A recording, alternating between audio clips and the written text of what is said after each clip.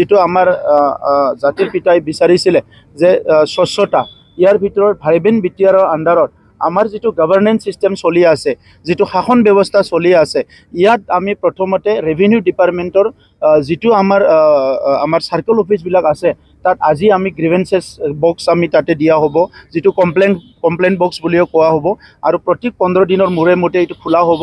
পাব্লিকৰ সমস্যাবিলাক সমাধান কৰাৰ কাৰণে সেইটো চোৱা হ'ব, গভৰ্ণমেণ্টে সেইটো দায়িত্ব লৈছে। ইয়াৰ পিছত আজি ডক্টৰ বাছিৰাম বড়ো আমাৰ এজন শিক্ষিত আছিলে, প্ৰথম আমাৰ IS আছিলে, তেখেতৰ নামত আজিৰ পৰা আমি এটা ফেলোশ্বিপ আমাৰ আৰম্ভ কৰিছোঁ। এই ফেলোশ্বিপটো আমি ফেলোশ্বিপটো ৰিচাৰ্চৰ কাৰণে দিয়া হৈছে। গতিকে মই আজি খুব আনন্দিত যে এইখিনি কাম আমি জাতিৰ পিতাৰ জন্ম জয়ন্তীত আৰম্ভ কৰিম, আৰু অনাগত দিনত বিটিআৰ অঞ্চলটো স্থায়ী শান্তি কৰি ৰাখিবৰ কাৰণে আমাৰ কামটো আমি কণ্টিনিউ কৰিম।